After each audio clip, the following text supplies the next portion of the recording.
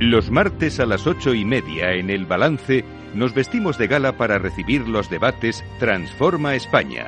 De la mano de Eduardo Serra y moderado por Federico Quevedo, todas las semanas dedicaremos un espacio a reflexionar y debatir sobre aquellos asuntos que contribuyan a transformar el futuro y hacer del nuestro un país mejor.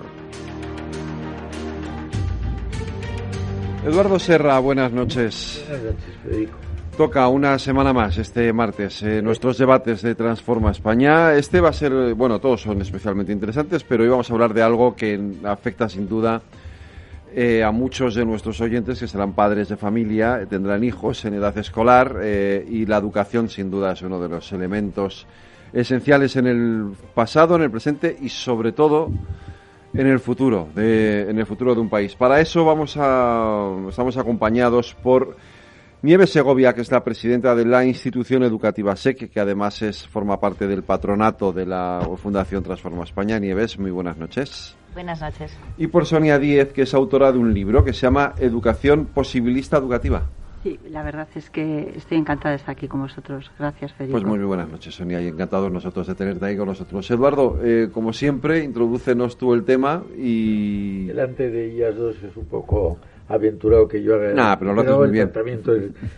La entrada. Yo hablo aquí de todo todas las noches y No, pero fíjate, cuando nació la Fundación sacamos un libro, un documento que se llamó Transforma España, y de ahí el nombre nuestro. Y en ese documento proponíamos 8 grandes reformas para que España fuera un país mejor de lo que es en el futuro. Y la más importante, decíamos, era la reforma del sistema educativo. Y 2 años después, en el 2012, sacamos otro documento que se llamó Transforma Talento, que era hablar del sistema educativo. Lo que resulta es que a lo largo de la historia se ha dicho el poder de los estados deriva de la extensión del territorio, de la población que tiene cada uno, de las materias primas. Hoy ya no se discute que el poder, la importancia de los estados la da el talento. Y el talento es la suma de biología más educación. Entonces yo creo que hoy, en el momento en que vivimos, la clave de casi todo es la educación. Sin duda. Educación, además, que en el mundo antiguo prácticamente no existía. Son famosas la Academia de Platón o el Liceo de Aristóteles. Durante muchísimos siglos tenían educación particular en sus casas los nobles, la gente de la más principal de las naciones, y entonces eran a través de preceptores. Solo a partir de 1900 se tiene conciencia de la importancia de la educación. En España el ministerio se crea en 1900, aunque ya se había hablado en la Constitución del 12 de la educación, y se ha politizado el tema. ¿Quién es el titular de la educación?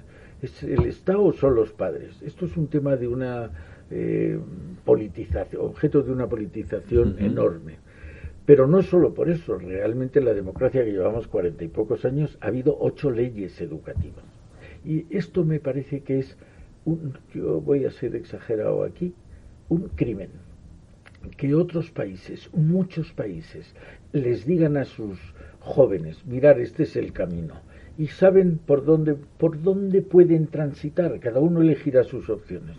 Pero aquí cada 4 años prácticamente, 8 por 5, 40, cada 5 años les hemos dicho ahora por aquí, ahora por allá, ahora por aquí. Les estamos poniendo en una situación de hándicap respecto de la gente con la que competirá mañana. Francia, Italia, Alemania, Inglaterra, o Corea, o Estados Unidos. No nos podemos permitir ese lujo. Hay diferencias en que si es religión o educación para la ciudadanía, bueno, va. Hay diferencias si las lenguas cooficiales o no, bueno, va. Pero empiecen pronto a que, en los estudios oficiales, a que nuestros jóvenes sepan y puedan elegir con seguridad qué es lo que quieren para el futuro. Eso me parece que es un poco la politización actual de la educación y la situación de inferioridad en que estamos poniendo a nuestros jóvenes son 2 realidades que claman al cielo y que deberíamos ponerle remedio cuanto antes. Pues Eduardo plantea una pregunta ahí de pasada que es Creo que es interesante para empezar el debate. Yo tengo muy clara la respuesta, pero os la traslado a vosotras dos. ¿Quién es el titular de la educación? ¿El Estado o los padres? O ninguno de ellos, o a lo mejor es el sector privado, o a lo mejor es, no lo sé, pero es decir, ¿quién es el titular de la educación? ¿O quién debe ser?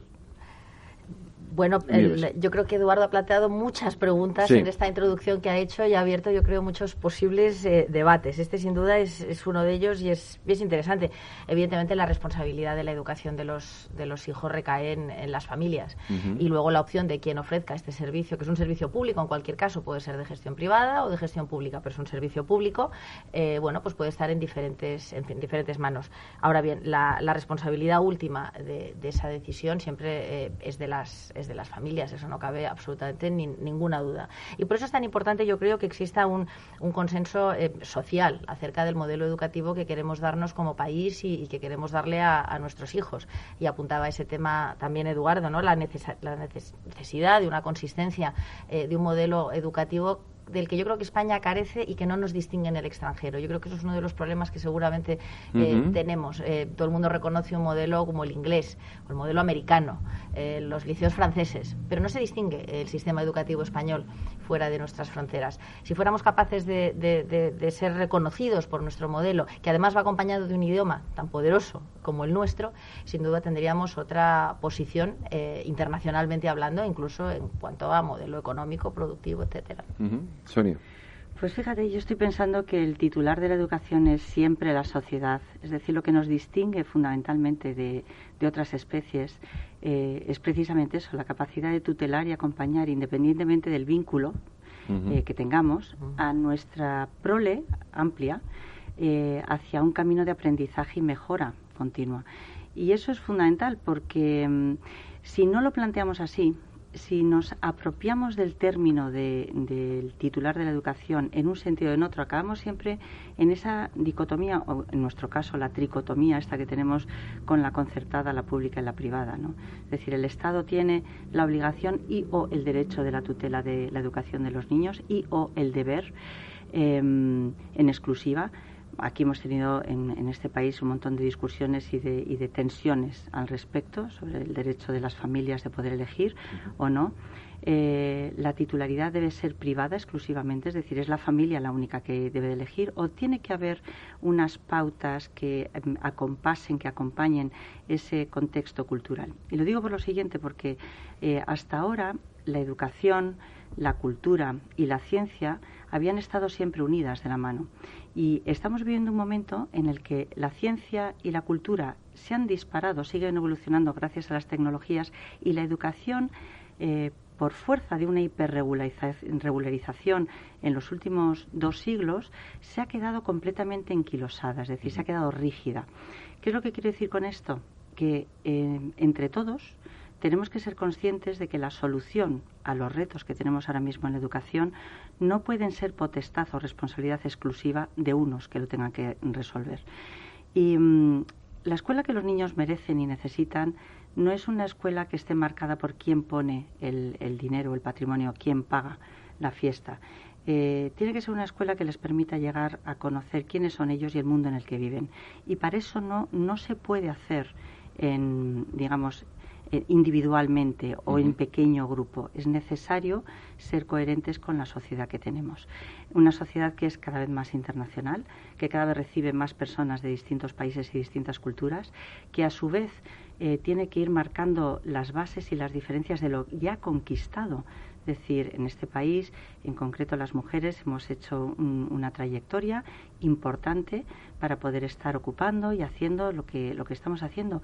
Y es bueno ponerlo en valor. Es bueno que nuestra cultura sea algo que sea tutelado por parte de todos. Entonces, la educación, el acompañamiento de los niños y los jóvenes hacia ese futuro próximo tiene que ser de la sociedad en su conjunto. Luego tiene que haber un diálogo, no de mínimos, como siempre hemos intentado hacer en este país, sino de máximos. Es decir, miremos hacia dónde queremos ir, cuál es ese máximo al que podemos aspirar todos juntos, y una vez que tengamos claro cuál es el norte, no movamos la brújula. No cambiemos la dirección en función de apetencias, estructuras, obligaciones que muchas veces los adultos nos hemos autoimpuesto, ¿no? Ahí podríamos entrar en un montón de detalles de cómo estamos invirtiendo ese dinero público y sí tenemos responsabilidad. Pero bueno, supongo que querrás seguir haciendo preguntas y dinamizando este debate. Sí, tenemos que hacer una pequeñísima pausa. Transforma España. No pierdas detalle de todo lo que afecta a tus inversiones y a tu bolsillo. Toda la información en Mercado Abierto con Rocío Arbiza, de 4 a 7 de la tarde en Capital Radio.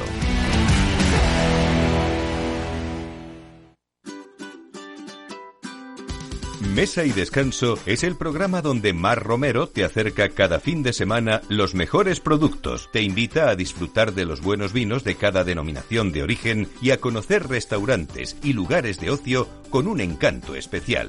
Mesa y Descanso, los domingos a las 13 horas, aquí en Capital Radio.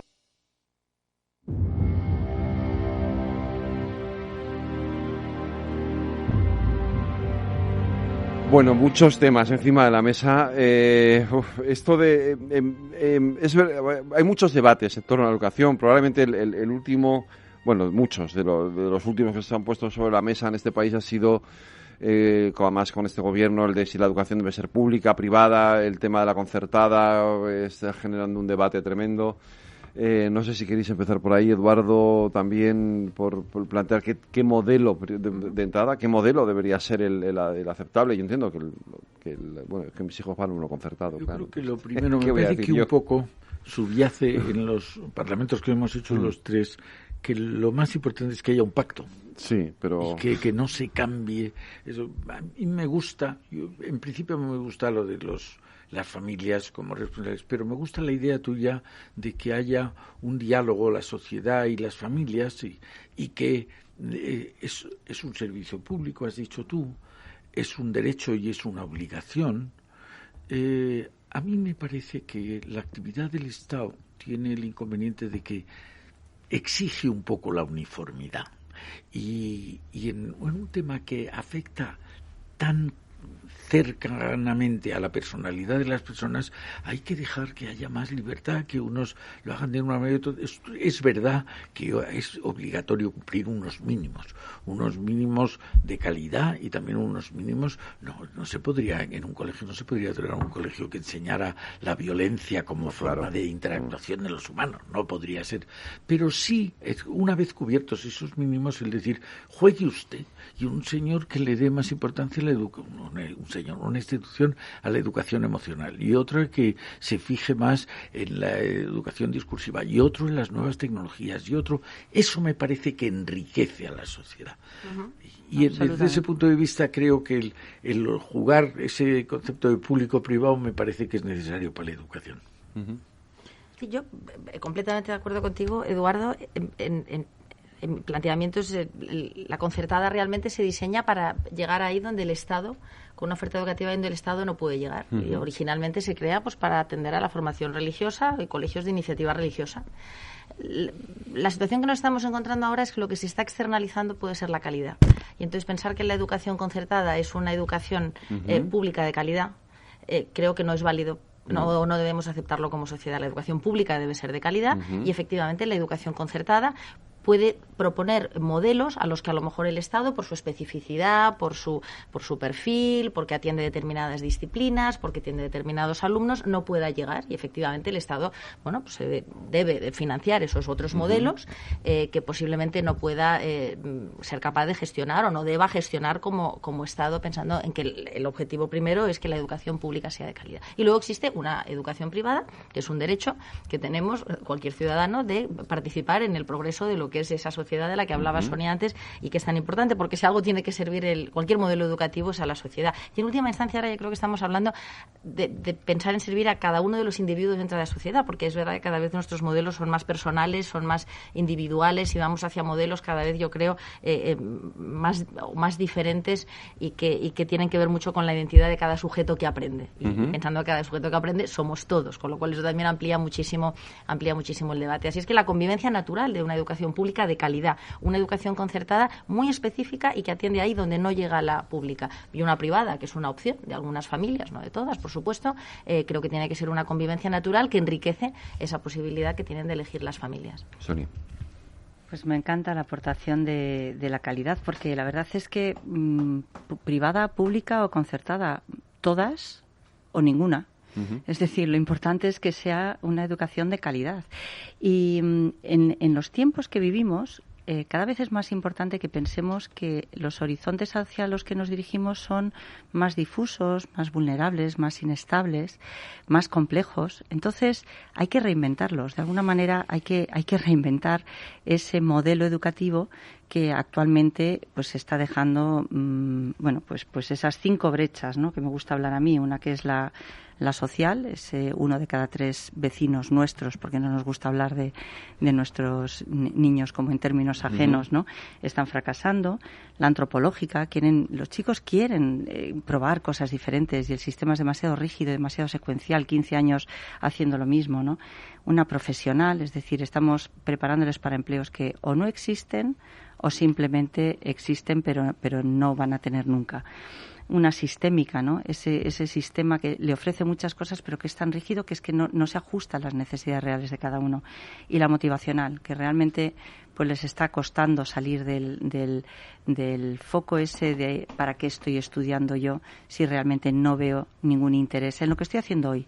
Que la vida hoy va mucho más rápido. Entonces, cuando hablamos de la privada... ¿Cómo me identifico con eso? Claro, o sea, no yo, claro. Porque tengo hijos adolescentes que vamos... O sea, Todos tenemos por eso es importante tocar niño, que digo yo, no bajar a la tierra y ser conscientes de que estamos hablando. Entonces, estamos aquí para ayudar a que eso suceda. Luego la pregunta es, ¿por qué sabiendo y siendo conscientes de que el sistema no funciona, seguimos sosteniéndolo? Yo tengo algunas respuestas hechas, pero lo más importante es saber que la privada en este momento, por definición, es una fuente inagotable de prototipado. Es decir, la educación privada ahora mismo tiene que buscar soluciones y generar soluciones alternativas que atraiga a un público que tiene que hacer un esfuerzo extraordinario para poder acercarse a esa educación. Luego, está prototipando un montón de cosas que si fuéramos conscientes, la sociedad en su conjunto, estaríamos mucho más cerca para ver qué cosas están funcionando y qué cosas no están funcionando. Yo entiendo que, hablando de capital y de quién paga la fiesta, el derecho de una institución privada a probar cosas nuevas, como decía Eduardo, ¿no?, y a intentar aplicar cosas que en otros países han funcionado, debería ser un valor añadido. La educación concertada me parece que es una excelente fórmula para garantizar la libertad de elección y la participación de los padres. O sea, está garantizando en un nicho de mercado esa calidad de la que hablaba Nieves. Y la pública es la mayor inversión que puede hacer una sociedad en equidad y en igualdad de oportunidades. O sea, es necesaria, sí es buena. Sí es buena. Es decir, la educación pública es un compromiso ineludible como sociedad, porque realmente es la mejor y mayor inversión que podemos hacer. Ahora bien, ¿de qué depende que esa inversión pueda ser contemplada como algo que merezca la pena? Pues no va a depender de la titularidad de la escuela. Dependerá mucho de cómo resuelva esos 5 retos de los que hemos hablado. Es decir, aquellas escuelas que realmente estén comprometidas y que puedan acercarse un poco más a ese futuro profesional, o acercarse a esa reducción del fracaso escolar y el abandono escolar, o que puedan acercarse a esa capacidad de ayudar a los niños a elegir, a tomar decisiones, que es fundamental. La responsabilidad se educa tomando decisiones, y cuando tú a un niño le tienes 15 años de su vida, desde los 3 hasta los 18 años, en un sistema rígido que no puede elegir absolutamente nada, de nada se va a hacer responsable. De nada, absolutamente de nada. Y claro, luego pretendemos que lleguen a la universidad y que estén preparados para tomar, y vamos a entrecomillarlo, las mayores y más importantes decisiones de su vida, que es ¿qué quieres ser de mayor?, ¿no? Eso que les preguntamos. Pero de nuevo ese es otro tema. Eduardo, es otro tema, pero al final es el tema. Quiero decir, inevitablemente, es que me identifico mucho con lo que está viendo Sonia, porque esa rigidez Me parece tan brutal en muchos casos, o no, en general, que me parece tan tremenda, ¿no? Que a los niños se les someta a esa rigidez en el sistema educativo y no se aprovechen muchas veces los talentos o los valores que pueden tener muchos de ellos, no se fomenten otro tipo de que creo que eso debería formar parte de un gran, eso sí debería formar parte del gran acuerdo político, ¿no? Yo creo que sí. A mí me parece, de los 5 brechas que tú hablabas, hay algunas que son espectaculares y terribles. Yo creo que una que has llamado la profesional, yo creo que eso de que la gente estudie una especialidad para la que se sabe estadísticamente que no va a encontrar trabajo.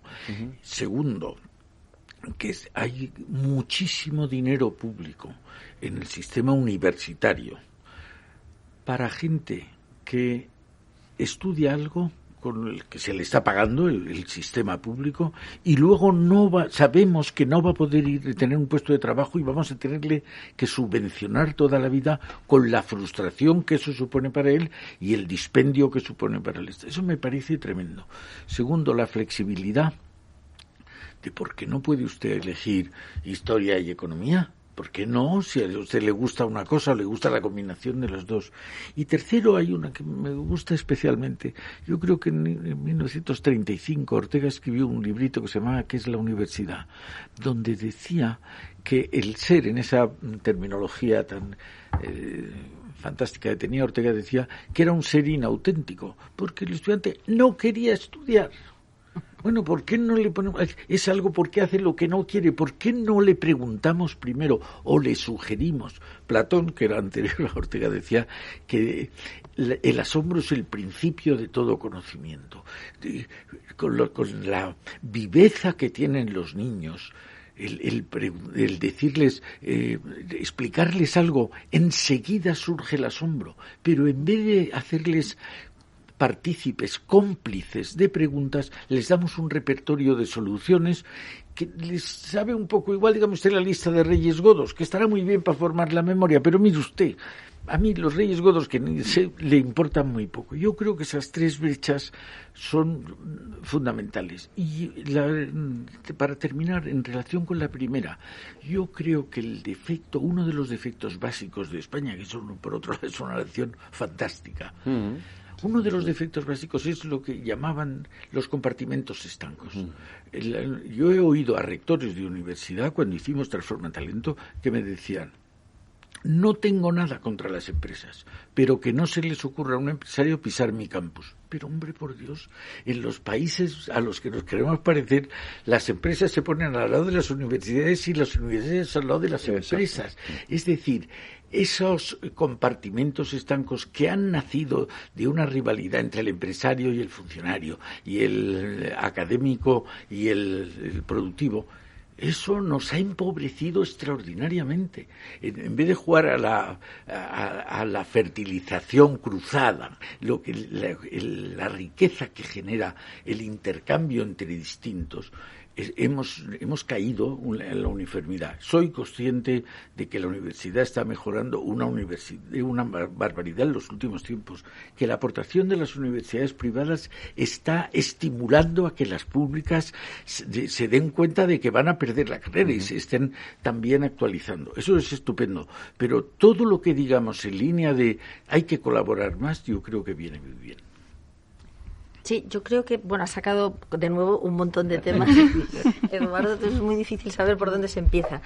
Pero has apuntado, yo creo, uno de los grandes problemas que tiene nuestro sistema, no creo que solamente sea solo en nuestro país, también sucederán muchos otros, que es la falta de continuidad que tiene el como sistema educativo. Hablabas de la falta de comunicación entre rectores o entre universidades y el tejido productivo, pero tampoco las universidades hablan con la escuela, ni la escuela con la universidad, y por supuesto la escuela no habla con las empresas. Entonces, está roto en demasiados lugares para que esa especie como de línea como de creación de talento, que debería ser muchísimo más continua y estar muchísimo más conectada, nos obliga a soluciones de continuidad que significan un desgaste y una generación de problemas que, por supuesto, no necesitamos.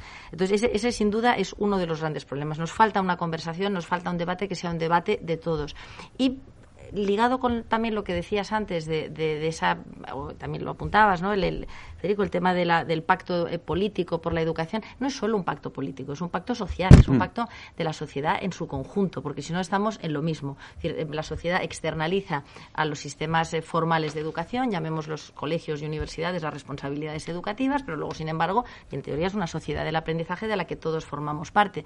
Entonces, ese pacto tiene que ser de todos y necesitamos, es verdad, para que nuestro sistema sea mejor, para que no haya hecho la crisis, como antes apuntaba Sonia, en tantísimos lugares y desde hace demasiado tiempo, necesitamos una sociedad muchísimo más exigente con su sistema educativo, pero muchísimo más comprometida, entendiendo que todos formamos parte de una sociedad del aprendizaje en la que todos aprendemos y en la que también todos tenemos la obligación de educar. Y seguramente seremos una sociedad más perfecta si también somos una sociedad más educada y más educadora. Así es que yo creo que la responsabilidad es de todos y que, por otra parte, y seguramente de eso hablaremos después, frente a esa crisis que apuntamos y que conocemos de un modelo que es rígido, de un modelo que no es flexible, que no se adapta a las necesidades actuales, que no prepara a los jóvenes para ya no diría las profesiones, para determinadas tareas que van a desaparecer frente a otras que están apareciendo. Lo que creo que nos hemos encontrado estos últimos meses ha sido en un laboratorio global de innovación educativa sin precedentes, por una situación absolutamente indeseada, como ha sido la pandemia, pero de la que yo creo que todo el sistema educativo tiene la responsabilidad de haber aprendido muchísimo. Seguramente de eso hablaremos después, pero yo creo que ahí tenemos una grandísima oportunidad para la transformación real, verdadera, urgente y necesaria de nuestro sistema. Fíjate qué interesante, porque realmente habéis marcado los dos lugares donde hay que hacerse una gran pregunta, ¿no? ¿Por qué, siendo conscientes de que algo no funciona, no tenemos una urgencia absoluta en cambiarlo, pero de forma inmediata? Es decir, antes hablamos de prototipar. O sea, imaginemos cualquier situación urgente con alguien a quien amamos profundamente, con nuestro hijo, ¿no? Con nuestro padre, con nuestra familia. Acudiríamos rápidamente a todo tipo de soluciones o ayudas. Imaginaros, ¿no? Fiebre, bueno, pues una aspirina, cambiamos la aspirina por el paracetamol, o luego una tisana, luego no sé qué, luego iríamos al médico, luego tal. Es decir, tendríamos urgencia por hacer cosas diferentes. La pregunta es, ¿por qué en el sistema educativo no lo estamos haciendo? Es decir, no nos importan nuestros niños. España, decía Eduardo, es un gran país. Se ha caracterizado siempre por sus buenas familias. Yo lo creo así, es decir, un contexto familiar que ha cuidado muy bien de sus mayores y de sus niños. Entonces, ¿qué es lo que está sucediendo para que estructuralmente nadie ponga el foco? Por eso yo antes hablaba de un acuerdo de máximos, ¿no? Nadie ponga el foco donde realmente hay que ponerlo. El niño está bien, tenemos bienestar en nuestra juventud, en nuestros jóvenes. No, tenemos de 8 millones de estudiantes, tenemos un abandono, un fracaso del 30%. Eso es 1.800.000 niños, me parece que estamos hablando. Y eso es una cifra altísima. Entonces, ¿cuáles son las razones por las que no los movemos? Y al mismo tiempo, lo que decía Nieves, ¿no? Es decir, cuando tenemos una estructura que está claro que es poco flexible, habrá que empezar a jugar a la hibridación. Hibridación en todos los sentidos. Sonia, te voy a pedir que recuperemos la palabra después de un segundo. Por supuesto.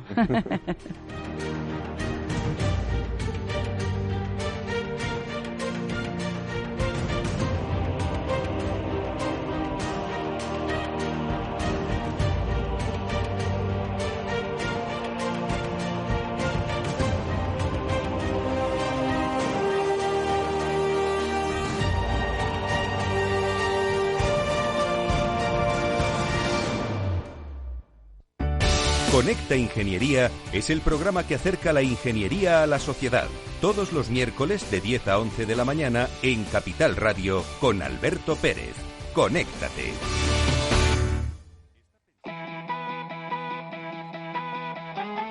¿Sabéis una cosa? Este fin de semana Miradas Viajeras vuelve a viajar para entretenerte, para acompañarte, para estar contigo. Y lo hace desde Gijón.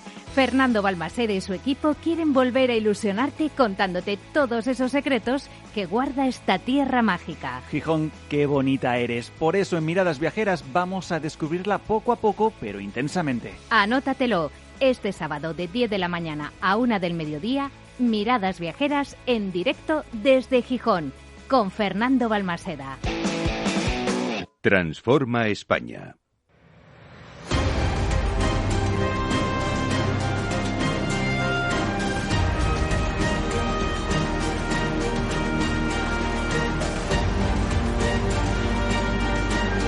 Sonia, que te he cortado. ¿Sabes dónde recuperar el hilo? Sí, ¿no? Perfectamente. Vale. Estamos hablando de la hibridación. Y es decir, si estuviéramos en un sistema donde nos faltara conocimiento de, pues vamos a decir, pues de neurociencia, ¿no? Las cosas que son buenas para los niños, de pedagogía, de psicología, de organización incluso física de los espacios, que no nos permitiera, como tenemos ahora, pues acceso a nuevas tecnologías que nos permiten, pues quizás acceder a lecciones o a experiencias de aprendizaje que no tienen por qué estar en tiempo real, preparadas en clase, etcétera. Es decir, estamos viviendo en un mundo muy rico donde realmente nos estamos perdiendo toda esa capacidad de hibridar, de mezclar, de compartir edades, compartir itinerarios o hacerlos compatibles. Entonces, hay algunas razones que me atrevo a decir son espurias, es decir, que no son precisamente razones limpias y honestas, porque si lo fueran, pues sería mucho más fácil dar una respuesta, que no nos están permitiendo esa hibridación. Pero es que la hibridación es necesaria, o sea, esa capacidad de mezclar todos los recursos que tenemos es necesaria porque también nos están diciendo simultáneamente que vamos a vivir hasta los 140 años y que a lo largo de ese tiempo no es que vamos a tener como antes un periodo de preparación, un periodo de trabajo y un periodo de jubilación, sino que vamos a tener que estar repitiendo estos procesos continuamente. Y hoy quieres ser productor audiovisual y lo que quieres es a los 16 años estudiar pues un módulo que te permita hacerlo, y mañana, igual, después de trabajar 5 años en esto, tienes que hacer un parón en tu vida y volver a retomar para volver a saltar, pues no lo sé, a una ingeniería industrial. Esto está todavía por hacerse. Por eso yo decía que cuando pensamos en instituciones privadas, pensamos en instituciones que necesariamente tienen que estar abiertos a este tipo de prototipado y nos están dando mucha información sobre por dónde pueden ir los tiros. Y sobre todo están captando el deseo, que es como dicen todos los dietistas, ¿no? El deseo es el primer paso hacia una buena digestión, ¿no? Es esa salivación que prepara al organismo para recibir placenteramente lo que tiene que suceder. Y lo mismo pasa con el aprendizaje. La sensación que tengo es la de que esto, sin embargo, quien debe de mirar hacia el futuro no lo hace. Es decir, antes hablamos del pacto social. Evidentemente tiene que haber un pacto social, pero ese pacto social necesita un liderazgo político. Si no hay un liderazgo político que lo impulse, ese pacto social no se va a dar nunca. Y aquí nunca. El liderazgo político en esta materia, yo creo que hubo un ministro que fue Ángel Gabilondo que lo intentó, casi estuvo a punto de conseguirlo y desde entonces nunca nadie más ha vuelto a conseguir ese consenso necesario para, en fin, que daría lugar a ese gran paso, ¿no? Muchas veces, y sale que es verdad lo que se ha dicho del pacto político y el pacto social, muchas veces a los gobiernos, a los ministros, no les deja la gente que tiene abajo, que tienen unos intereses creados, no sé si ilícitos, pero que los tienen y entonces no quieren llegar a acuerdos donde les impondría una renuncia de lo suyo. Pero yo creo que ahora hay una oportunidad fantástica. La sociedad española, que se había quedado atrasada durante 2 siglos, o relativamente atrasada con respecto a otros que habían adelantado más, hemos adelantado en estos últimos 60 años una enormidad, como pocos países en el planeta. Yo he tenido la suerte de ser testigo cómo una institución anquilosada, muy anquilosada, se ha puesto a la cabecera de España, que son las Fuerzas Armadas. Hoy son una de las instituciones más admiradas por los españoles. Tenemos unos militares que, hablando, no nos lo merecemos, no sabemos lo buenísimos que son nuestros militares y lo están demostrando a lo ancho y a lo largo del planeta. He visto el Museo del Prado. El Museo del Prado era una institución decimonónica y está hoy el que fue director durante 25 años del Metropolitan Museum de Nueva York, que ahora está en el Patronato del Prado, me dijo: te puedo decir que el Museo del Prado en gestión es el mejor del mundo. Bueno, ¿quién no iba a pensar? Somos capaces de modernizarnos, de ponernos al día. ¿Por qué no lo hacemos? Y yo creo que no hay, se ha dicho ya más de una vez, no hay cuestión más importante que la educación. ¿Por qué no nos modernizamos en el sistema educativo? ¿Por qué no? Además había un camino que era único. Usted empieza en la primaria y termina en la universidad. Mire usted, en Europa llegan a la universidad algo así como menos del 50%. Y aquí tenemos casi 2/3 que llegan a la universidad y fracasan luego y lo dejan. ¿Por qué no hacemos que haya caminos plurales y que uno lo que quiere ser es productor musical y otro lo que le gusta, yo qué sé, la fontanería, que lo pueda hacer y no, ¿para qué tiene que saber latino, física y química el que quiere eso? Pues seamos más flexibles. Escuchemos al sujeto de la educación, que es el alumno, y le digamos, preguntémosle por dónde quiere ir y sepamos, que es la raíz de la educación, sepamos encauzarle, pero escuchándole. Si no contamos con su voluntad, difícil será que le demos las herramientas fundamentales para que él se pueda despedir. Y luego, por último, estamos en medio de una revolución tecnológica. Se ha dicho, lo has dicho tú, me parece, cuando la pandemia ha mejorado el sistema. No se ha visto que tenemos un instrumento que dice e-learning y que igual ha pasado con el trabajo y con el comercio pero oiga, que eso nos hemos dado cuenta que teníamos unos instrumentos, unas herramientas que no utilizábamos y que nos van a cambiar todavía más de lo que estamos, no solo los 140 años, sino que será difícil reconocer la sociedad actual dentro de 20 o 30 años, ¿no? Por eso creo que es muy importante. Bien, Sonia. Sí, y por eso yo creo que tenemos, lo que decía antes, un poco la obligación y la responsabilidad de demostrar que hemos aprendido de todo lo que ha pasado. Todo lo que, el comentario que hacías, ¿no?, de cómo es posible que no le preguntemos al alumno. Yo creo que el único servicio al que no se le pregunta jamás al usuario su opinión, y pensemos que hoy en día todos los servicios están centrados en la calidad de la experiencia del usuario, bueno, pues en la educación, que seguramente es el servicio más extendido, del que todos hemos hecho uso y además del que todos tendremos que hacer uso a lo largo de toda nuestra vida. Lo que pasa es que cada vez nos convertimos en consumidores más sofisticados y tomamos nuestras decisiones. Cuando son pequeños no les dejamos, y es un error, porque efectivamente ser capaces de co-crear con ellos experiencias de aprendizaje que sean mucho más, ya no relevantes, sino mucho más reales, mucho más contextualizadas y mucho más proyectadas en sus intereses y en sus pasiones, pues es la clave de que tengamos un sistema educativo muchísimo más motivador. ¿Por qué no lo cambiamos? ¿O por qué cuesta tanto ese pacto? Mi teoría es porque yo creo que el sistema educativo fue creado para preservar el status quo. Entonces es muy difícil que el propio status quo quiera romper consigo mismo. Sí. Entonces la razón que lleva a la creación de toda esta estructura que preserva la sociedad como la conocemos, que se rompa por algún lado, es extraordinariamente complejo. Ahora bien, no es imposible y estamos viendo la disrupción no en las etapas escolares, pero sí en las etapas universitarias. Y estamos viendo, tal y como apuntaba antes Sonia, que tenemos digamos que han cambiado las reglas del juego. Tenemos ahora un terreno, yo creo que muchísimo más grande, un partido muchísimo más largo, porque viviremos todos hasta los 100 y pico años y tendremos que seguir aprendiendo. El currículum ya no dura 15 años o 20 o 22, dura toda la vida, dura más de 100 años. Sabemos mucho más sobre el proceso educativo, lo has comentado, sabemos más de neurociencia, de pedagogía, de espacios de aprendizaje, etcétera. Tenemos tecnología, tenemos unos recursos que no teníamos. Pero ojo, tenemos otros jugadores. Cada vez hay más jugadores que están viniendo a ese terreno de juego, que no son los jugadores de la educación tradicional, y que quieren participar, porque evidentemente este es el sector de todos a lo largo de toda nuestra vida, no hay uno más grande. Así que pensemos los retos y también las oportunidades que esto le ofrece al sistema educativo tradicional. Qué interesante, porque fíjate, qué interesante esa parte, ¿no? Están entrando otros jugadores y están triunfando, están captando el interés, la atención, y sobre todo están demostrando ser muy eficaces en muy poco tiempo, haciendo lo que los alumnos quieren. Hablamos de grandes empresas, de grandes tecnológicas que están acreditando una formación que además les permite trabajar y les permite trabajar temporalmente. Es decir, la experiencia en España hemos tenido siempre esa dicotomía, ¿no? El que estudiaba y se dedicaba a estudiar, y el que trabajaba, pues bueno, pues ya entraba al mercado laboral y ya está, ¿no? Pero a mí, cuando hablamos de por qué no cambiamos esto, o sea, por qué estos muchos niños se les condena, y voy a hablar con palabras gruesas, a 15 años de obligatoriedad en algo que ni siquiera les hace bien, porque estamos hablando de muchos niños que están en un proceso de fracaso y abandono después de baja autoestima, sentirse rechazados, aislados, etcétera, y sin poder encontrar alternativas. Yo muchas veces me pregunto, a mí esto me suena al traje nuevo del emperador.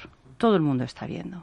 Todo el mundo está viendo a dónde se dirigen las enormes cantidades de gasto en educación que no llega al niño.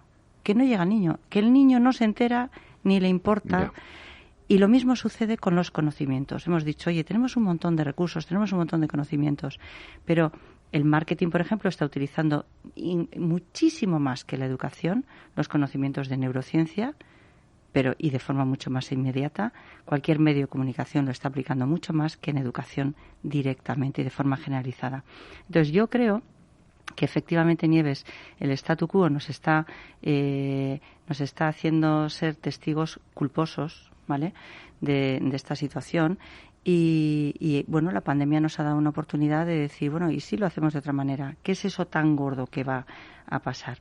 Y esto tiene que ver con la obligatoriedad. Estamos obligando a que las cosas sean de una manera determinada porque lo dice una administración. Pero en la medida que empiezan a suceder cosas como el homeschooling, olvidaros, el homeschooling también existe en España. Vamos, tenemos una población móvil que viene de otros países y que están haciendo homeschooling y están viviendo como vecinos nuestros. Entonces, las obligaciones de la vida son buenas. En la vida tenemos obligaciones diversas que nos ayudan a conectar con la realidad. Uh-huh. El cuidado de un hijo, el cumplimiento de un contrato, el pago de tributos. Lo que sucede es que esas obligaciones tienen que ser evolutivas y corresponsables. Es decir, no se puede obligar a un alumno a algo que no tenga un objetivo más allá que el simple hecho de cumplir con una obligación. El mundo ya ha cambiado. El alumno de infantil debería tener la obligación de jugar. El alumno de primaria debería tener la obligación de explorar quién es él y el mundo en el que vive, desde el punto de vista científico, social, etcétera.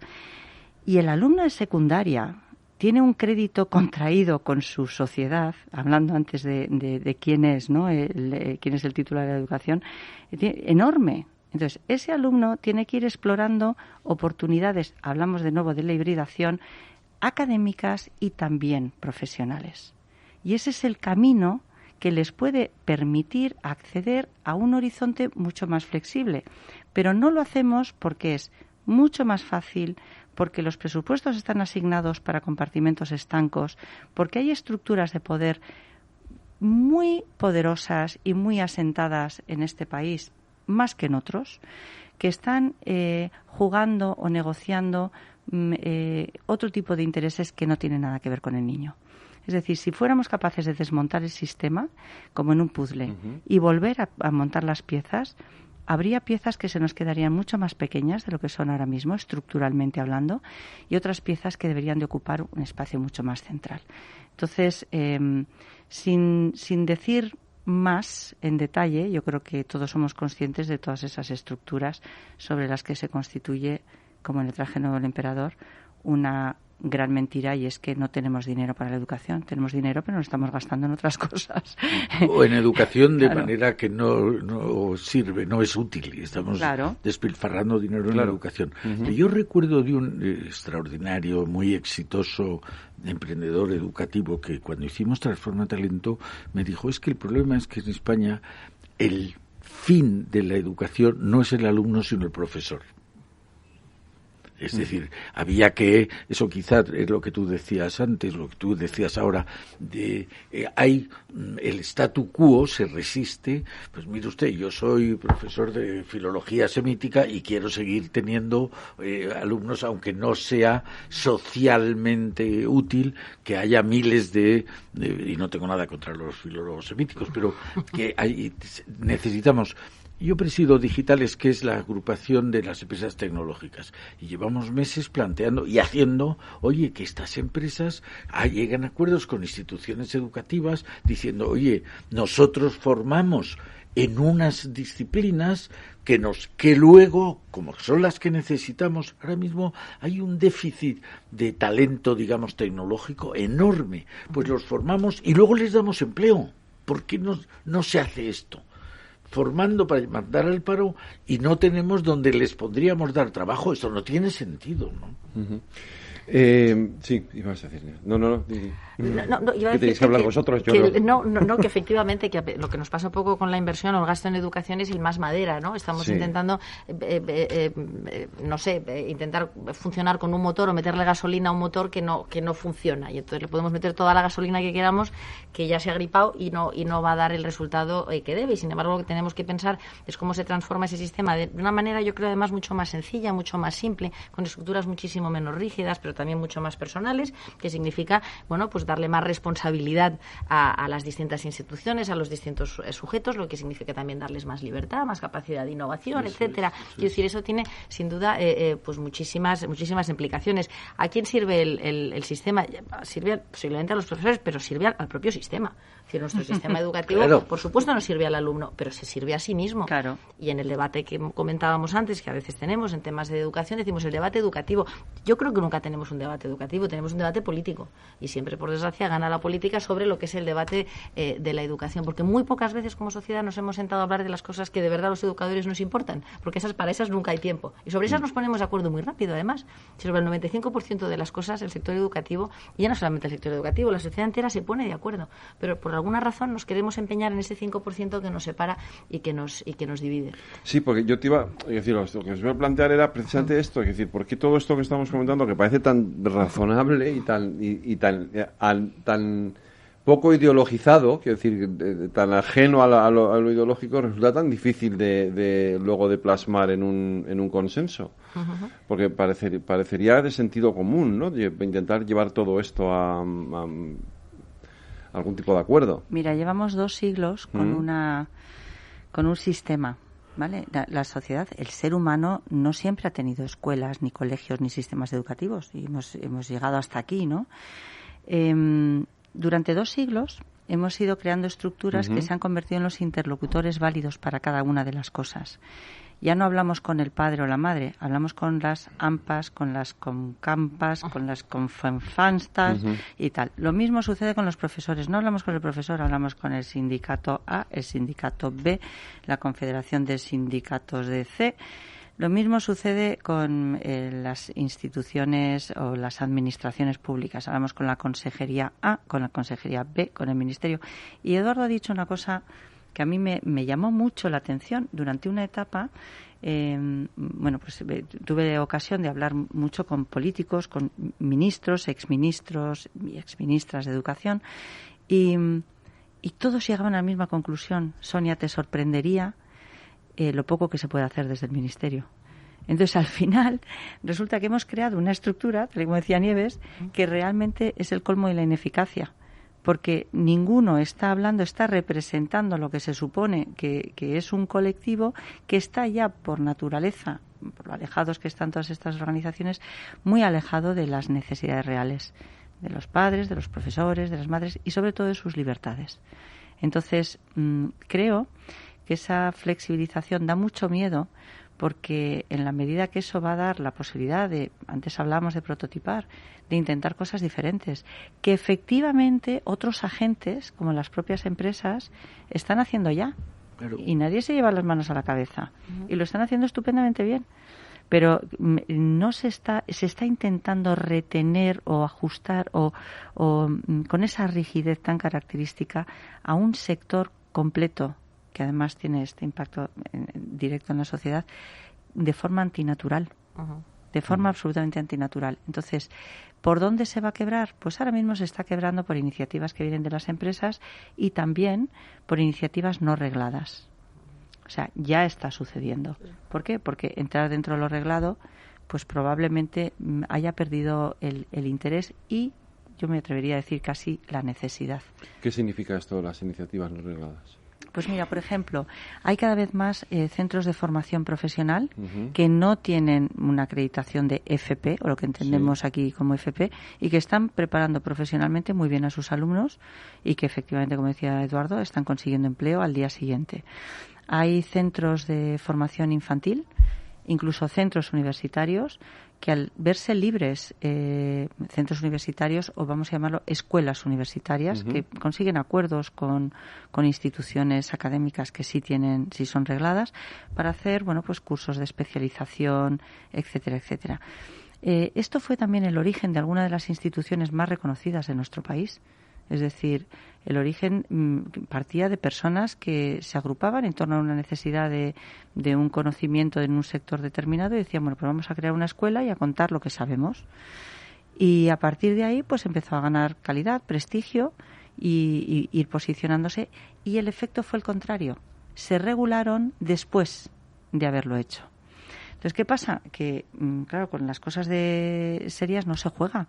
Con la educación de los niños en primaria y en secundaria, pues uno tiene que tener mucho cuidado. Pero vuelvo a insistir, o sea, ya hay otras formas de aprender, ya hay otras formas, otras instituciones extranjeras que están ofreciendo esa posibilidad de forma híbrida, de forma virtual, y que obviamente, igual que sucedió en su día con la UNED o la UOC, o sea, recordemos que la UNED no podía hacer formación online y la UOC estaba desde Barcelona, desde Cataluña, estaba ofreciendo títulos universitarios online, no solamente a España, sino a toda Latinoamérica. Sí.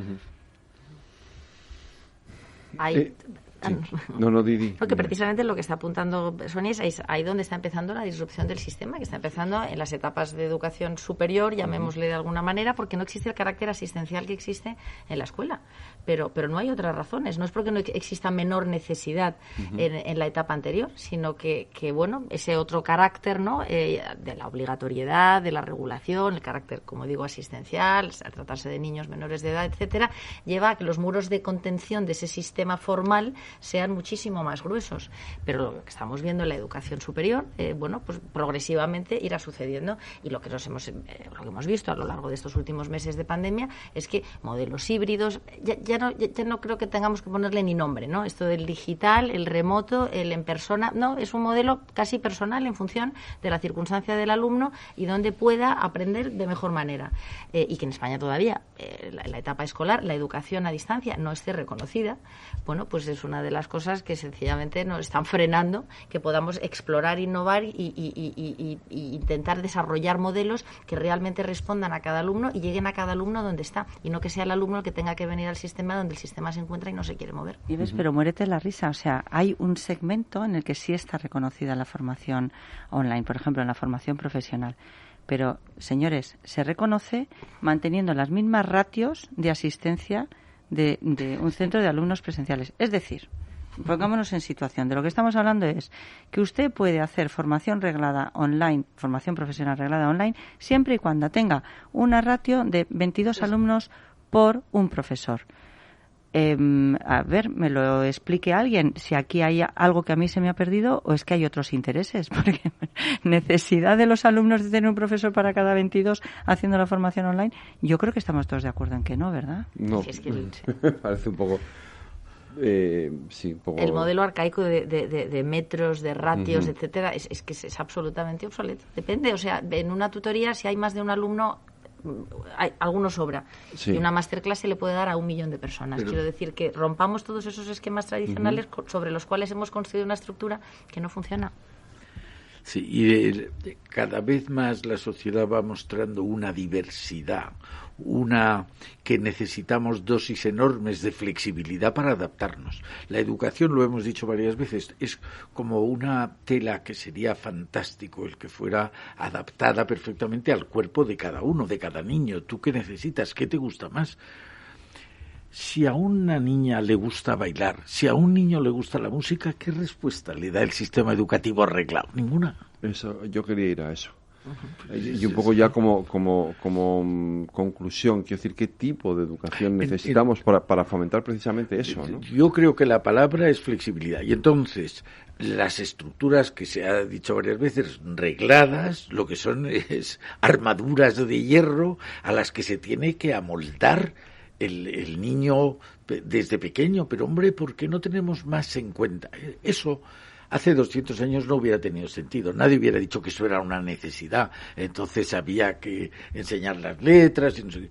Pero ahora ya con la sofisticación, con la diversidad que tiene nuestra sociedad española en el siglo XXI, no podemos estar tratando con conceptos, con organizaciones típicas de hace 200 años. Hay que adaptarse a la realidad y esa realidad exige una flexibilidad enorme. Yo creo que es eso. Bueno, hace 200 años y desde ayer, porque el problema es ese, es que todavía es muy reciente eso de que un niño tiene que ser médico, abogado o ingeniero de telecomunicaciones por narices, no puede ser otra cosa, ¿no? Claro, claro. Los hemos educado para eso. El otro día estaba con un directivo de Netflix y me decía, dice, hemos hecho un estudio.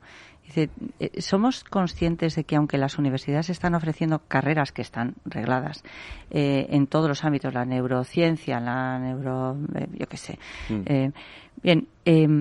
los alumnos no lo conocen porque la fuente de toma de decisiones y de elección está o en sus padres o en los centros educativos que no han tenido ninguno de ellos acceso a ese tipo de carreras. Entonces, para elegir algo hay que tomar contacto con ello. Uh-huh. Y por eso, en esa etapa previa, hablabas de flexibilidad, estoy completamente de acuerdo, y la otra sería la personalización. Eso es, hay que ser flexible para adaptarse a las condiciones personales. Para eso tienes que poder conocer al alumno y ofrecerle a cada uno de ellos opciones en las que incluso se pueda permitir equivocarse.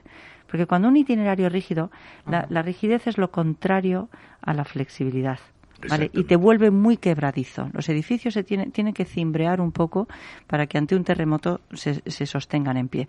Y con esto pasa lo mismo. Es tan quebradizo que cualquier cosa, cada 2 asignaturas que no apruebe un alumno en un curso determinado, tiene que repetir curso, dar marcha atrás y volver a empezar. ¿Por qué? ¿Por qué? Quizás si diéramos unas opciones flexibles, ese alumno estaría alcanzando el éxito que sería su éxito para el momento en el que está viviendo, que le va a dar un potencial mucho mayor para el siguiente paso, que será de gigante. Cada niño tiene un proceso madurativo diferente y el permitir que elijan a tiempo y se corresponsabilicen de esa elección es fundamental. Y dejar que se equivoquen. Exacto. Sí. Ya, es que esto te toca cerca. Me acabas... Como a tantos padres. Me acabas de llegar a donde... en la diana, claro, al final... Pero el sistema no lo permite hoy por hoy. Bueno, el sistema no lo permite, y también es verdad que nosotros tenemos entre tanto dispositivo móvil, tenemos una capacidad de control absoluto de lo que hacen nuestros hijos y jóvenes. Alguno de esta mesa podrá recordar como yo, otros igual no, pero como yo, cuando salíamos de casa o del colegio a las 5 de la tarde y volvíamos a las 9 de la noche y nadie nos podía geolocalizar ni teníamos dispositivos móviles. Y nos equivocábamos muchas veces y algunas veces nos metíamos en cada lío que no te pueden imaginar. Entonces, eso también es un proceso de crecimiento, de autonomía y de libertad, en un entorno de ciertas seguridades. Entonces, poder elegir en un itinerario académico no debería ser ningún drama y no debería de suponer un desgaste. Lo que tenemos que hacer los adultos será tender puentes, o sea, crear los puentes para que cuando una de las opciones que hayan elegido no lleve a buen puerto, no se queden en dique seco, que es lo que está pasando ahora. Con lo que están viviendo nuestros jóvenes y nuestros alumnos en este último año, la cantidad de niños que están A, desmotivados, B, fracasados, C, sin horizontes, es altísima. Ya no es la cuestión de si han aprobado o no, sino el estado emocional en el que les deja un sistema que no les permite participar. Nieves. Sí, yo creo, volviendo a lo del principio, ¿no? Cuando decíamos de qué manera el sistema tiene que servir a la sociedad, yo creo que estamos en un momento en el que el sistema en su conjunto tiene que pensar a qué tipo de sociedad sirve, ligándolo a lo que apuntaba Eduardo, y si realmente está dándole el servicio que merece a la sociedad que la invierte, por otro lado, ¿no? Con la que también tiene que comprometerse en mayor medida, pero estamos dando como sistema esa respuesta a esa sociedad que es muchísimo más incierta, muchísimo más volátil, muchísimo más exigente y diferente, pues posiblemente la respuesta sería no. Yo creo que a nuestros jóvenes, a nuestros hijos, lo que tenemos que preguntarle, y esa propuesta que nosotros hacemos, no es qué quieres estudiar, sino qué quieres cambiar. Y frente a esa pregunta, eso es invitarles a mirar a su alrededor, invitarles a entender cuáles son los desafíos que se les están presentando, cuántas oportunidades tienes, cuál es su nivel de compromiso, su voluntad de esfuerzo, de su capacidad de transformación, y realmente poner en sus manos la capacidad para hacer tantas y tantas cosas que yo creo que ahora de alguna manera les hemos quitado. Es verdad que, lo apuntaba al final Sonia, tenemos un reto grandísimo como sistema y como sociedad en los meses próximos, que va a ser ese equilibrio emocional, ese acompañamiento social, emocional de tantos jóvenes que lo han pasado muy mal durante la pandemia. Pues Eduardo, creo que este tema nos da para unos pocos debates. Transforma España más, me parece a mí. No sé si para la semana que viene, merece pero la luego pena, merece la pena, efectivamente. Nieves Segovia, Sonia Díez, muchísimas gracias, gracias a las dos. Un Y Eduardo, a ti te espero la semana que viene en otro debate Transforma España. Estupendo. Muchas gracias. Un placer. Gracias.